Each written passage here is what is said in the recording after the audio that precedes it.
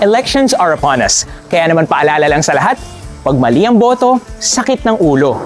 Pag mali ang pinili, magsisisi sa huli.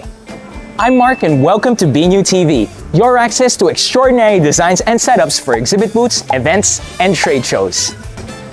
Choosing the right candidate in an election is very similar to choosing the right contractor for your project.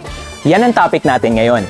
Kaya sa episode na ito, pag-uusapan natin kung paano pumili ng tama. Dahil kandidato man yan o contractor, malaki ang impact nila sa future mo.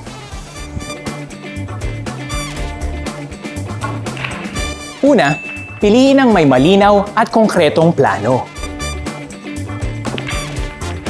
Huwag magpapabola sa mga pangako at mababangong salita. Choose someone with a good vision, design, budget, and timeline.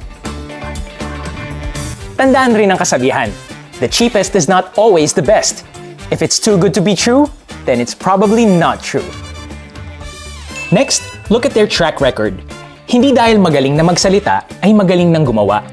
Busisiing mabuti ang kanilang portfolio, credentials, and past projects. Ilang taon na ba silang gumagawa? Magaling ba sila sa trabaho? Kailan narehistro ang kanilang kumpanya? Mas maganda kung may at least 5 years na silang gumagawa para alam mong subok na. Pumili ng maaasahan anumang panahon. Hindi yung natapos lang yung kontrata o nanalo na sa eleksyon, wala nang pakialam sa'yo, di ba? Doon ka sa alam mong tutulong pa rin sa'yo kahit lumipas na ang kontrata o ang eleksyon. Sa pagpili man ng contractor o pagboto ng kandidato, tandaan, hindi okay ang okay na to. Siguraduhin mong may kakayahan, may magandang track record, at may tunay na malasakit sa hinaharap mo ang iyong pipiliin.